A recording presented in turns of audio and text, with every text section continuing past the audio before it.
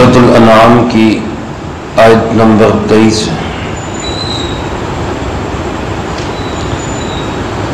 الحمدللہ وکفی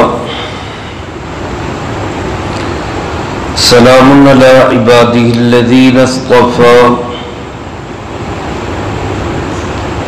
خصوصا علی سید الرسل وخاتم الانبیاء وعلى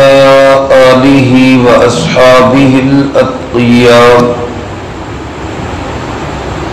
اما بعد فاعوذ باللہ من الشیطان الرجیم بسم اللہ الرحمن الرحیم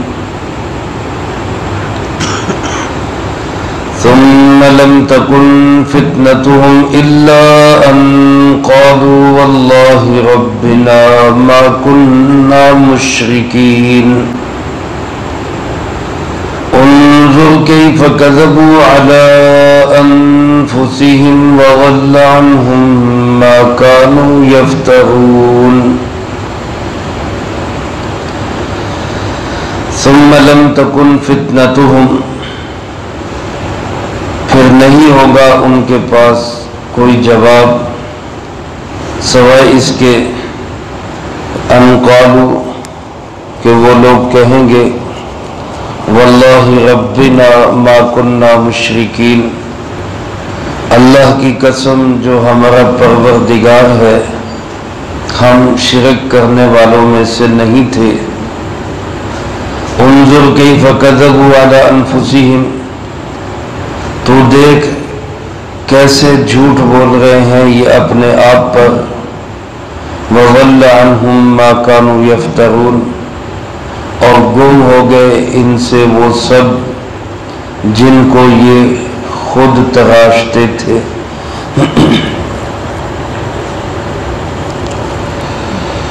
آخرت کا ایک منظرنامہ اللہ رب العالمین بیان فرماوے آخرت میں ایک موقع ایسا آئے گا کہ جب تمام انسان اللہ رب العالمین کے سامنے ہوں گے حدیث مبارک میں آتا ہے کہ اللہ پاک تمہیں ایسے جمع کرے گا جیسے تیروں کو ترکش کے اندر جمع کیا جاتا ہے جیسے تیر اکٹھے کر کے ترکش میں رکھ دیے جاتے ہیں ایسے اللہ تم سب کو جمع کرے گا اور پھر صدیاں بیت جائیں گی کوئی سوال و جواب بھی نہیں ہوگا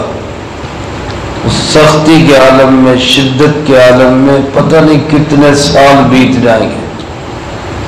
اور بڑے سالوں کے بعد جا کر اللہ پاک شرک کرنے والوں سے کہیں گے این شرکاؤکم کہاں ہیں تمہارے شرکاء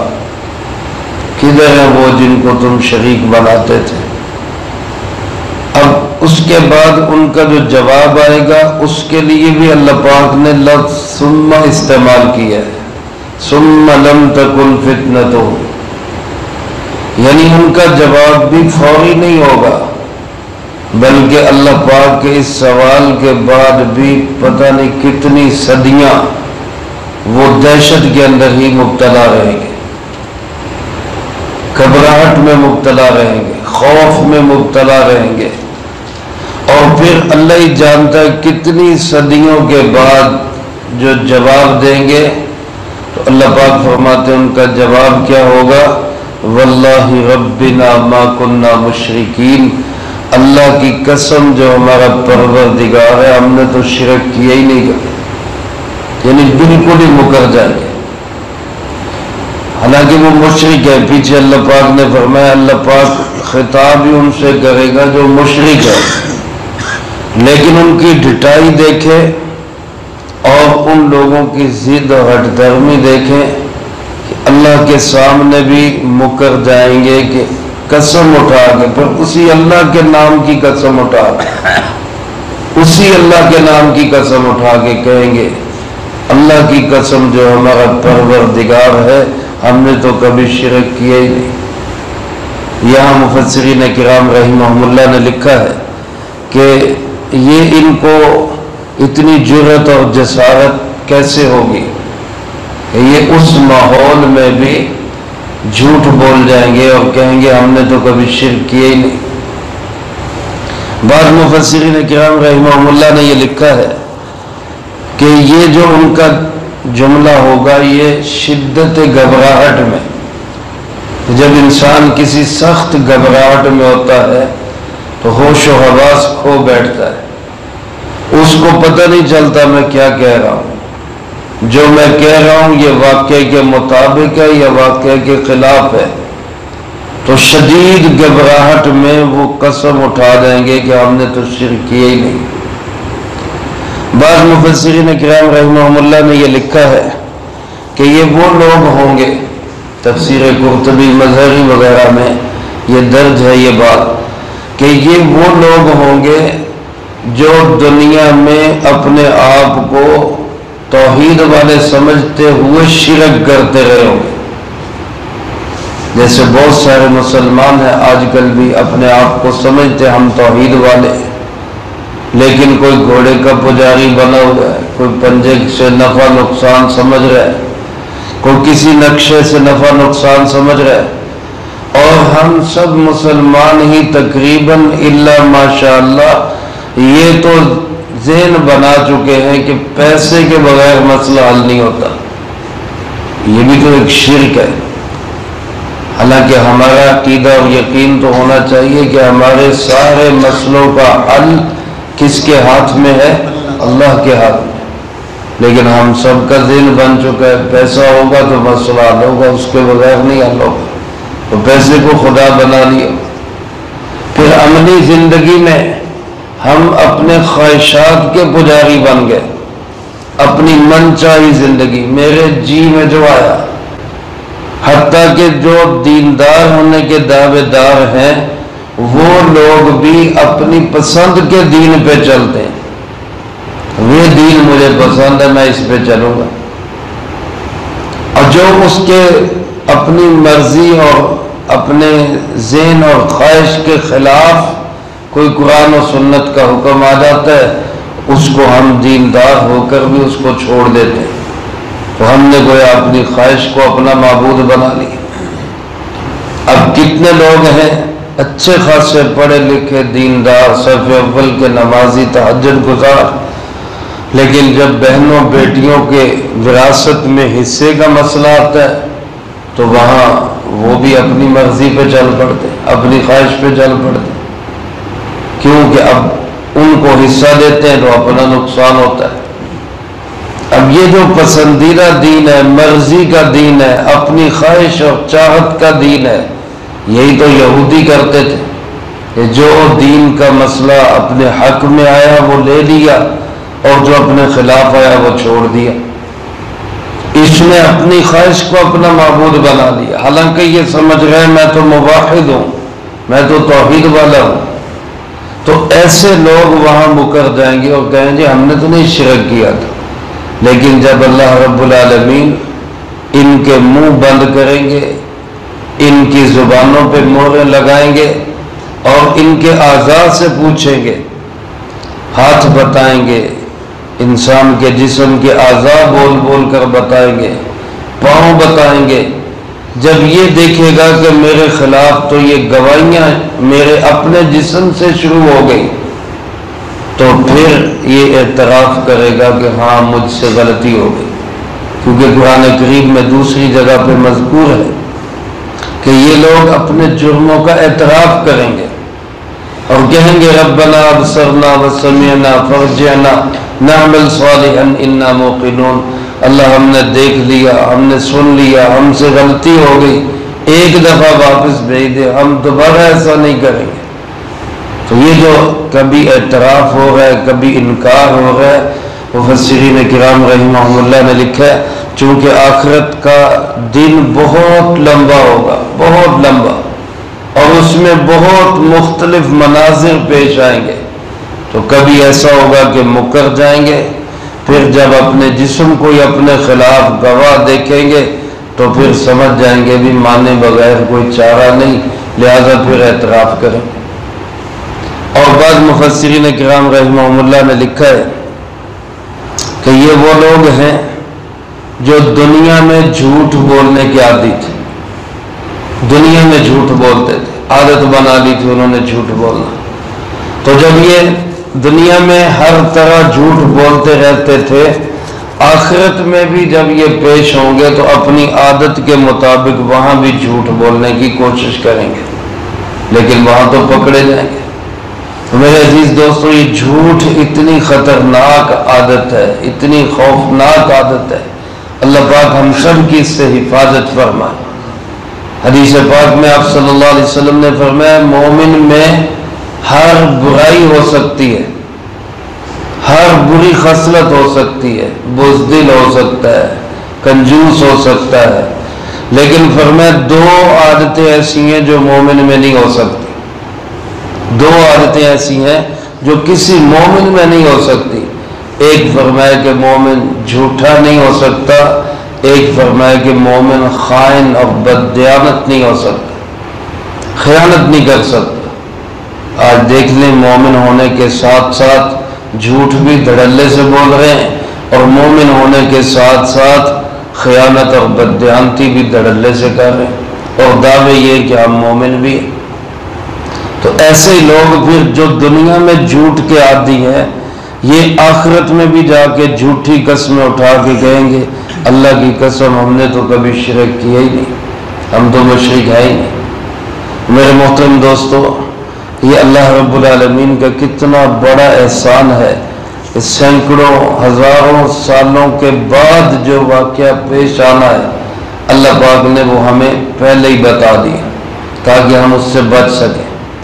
اب ہم شرک سے بچے، جھوٹ سے بچے اور خیانت سے بچے، تاکہ آخرت کے اندر ہمارے ساتھ یہ معاملہ پیش نہ آئے. فرمایا ثم لم تکن فتنتہم، جب اللہ پاک ان سے پوچھیں گے تو ان کے پاس کوئی فتنہ نہیں ہوگا. یہاں فتنے سے مراد امتحان بھی ہے، یا فتنے سے مراد جواب بھی ہے، یعنی ان کا جواب اس کے سوا کچھ نہیں ہوگا. واللہ ربنا ما کننا مشرکین، اللہ کی قسم جو ہمارا رب ہے ہم تو مشرک نہیں. یہاں میرے عزیز دوستو ذرا غور کریں کہ ایک سوال ہوگا قبر کے اندر، من ربک، تیرا رب کون ہے؟ ما دینک، تیرا دین کیا ہے؟ حضور نبی کریم صلی اللہ علیہ وآلہ وسلم کی زیارت کروائی جائے گی اور پوچھا جائے گا ما تقول فی حق ھذا الرجل، ان کے متعلق تمہارا کیا خیال ہے، کیا عقیدہ ہے؟ وہاں حدیث پاک میں آتا ہے کہ جو کافر اور بے ایمان انسان ہوگا وہ کہے گا ہا لا ادری، ہائے ہائے مجھے تو پتہ ہی نہیں یہ کون ہے، رب کون ہے، دین کیا ہے، یہ حضرت محمد صلی اللہ علیہ وسلم کون ہے. وہ کہے گا میں تو جانتا ہی نہیں. وہ سوال یہ ہے کہ وہاں جھوٹ کیوں نہیں بولے گا؟ وہاں بھی تو جھوٹ کہہ سکتا ہے کہ ہاں یہ میرے رب ہے، یا کوئی اور جھوٹ بول سکتا ہے. لیکن علماء نے لکھا ہے کہ قبر میں چونکہ پوچھ گچھ کرنے والے ہوں گے فرشتے، اللہ پاک نہیں پوچھیں گے، قبر میں فرشتے پوچھیں گے. اور فرشتے عالم الغیب بھی نہیں ہیں اور فرشتے مختار کل بھی نہیں ہیں. عالم الغیب ہو تو ان کو پتہ ہو کہ یہ جھوٹ بول رہے ہیں، فرشتوں کو تو پتہ نہیں کون جھوٹ بول رہا ہے کون سچ بول رہا ہے. اور مختار بھی نہیں کہ وہ ان کی زبانوں پہ مہر لگا کے زبانیں بند کر کے ان کے اعضاء سے پوچھے. فرشتوں کو یہ قدرت بھی نہیں. یہ قدرت صرف کس کو ہے؟ اللہ رب العالمین. اس لیے جہاں فرشتوں کی پوچھ گچھ ہے وہاں اللہ انسان کو قدرت ہی نہیں دیں گے جھوٹ بولنے کی، سچ ہی بولے گا وہ انسان. اور جہاں خود اللہ پاک خود پوچھ گچھ کریں گے، چونکہ اللہ تو عالم الغیب بھی ہیں اور اللہ قادر مطلق بھی ہیں، اس لیے اللہ پاک موقع دیں گے کہ جھوٹ بول سکتے ہو تو بول لو، کوئی بہانہ لگا سکتے ہو لگا لو، کھلی چھٹی دیں گے. پھر جب اللہ اپنی قدرت سے زبانیں ٹھپ کر کے اعضاء سے پوچھیں گے اور اعضاء ان کے خلاف گواہیاں دیں گے تو پھر پتہ چلے گا کہ اب یہاں جھوٹ کی کوئی مجال نہیں ہے. میرے محترم دوستو، اللہ پاک فرماتے ہیں ان لوگوں کو دیکھیے، انظر، دیکھیے ان لوگوں کو کیف کذبوا علی انفسہم، اپنے آپ کے خلاف ہی کیسے جھوٹ بول رہے، کیسے اپنے آپ کو جھٹلا رہے۔ انسان کی اتنی بدبختی ہوتی ہے کہ وہ خود کہی ہوئی بات میں ہی جھوٹا ہو جائے۔ اور اللہ پاک فرماتے وَضَلَّ عَنْهُمْ مَا كَانُوا يَفْتَرُونَ، جن جن کو یہ شریک بناتے تھے، جن جن کو یہ خود گھڑتے اور فرسودہ نظریے بناتے، وہ روپیہ پیسہ ہو، وہ طاقت قوت ہو، وہ کوئی بت ہو، وہ کوئی اللہ کا ولی ہو، جس کو بھی اللہ کا ساجی اور شریک بنایا وہ سب گم ہو جائے۔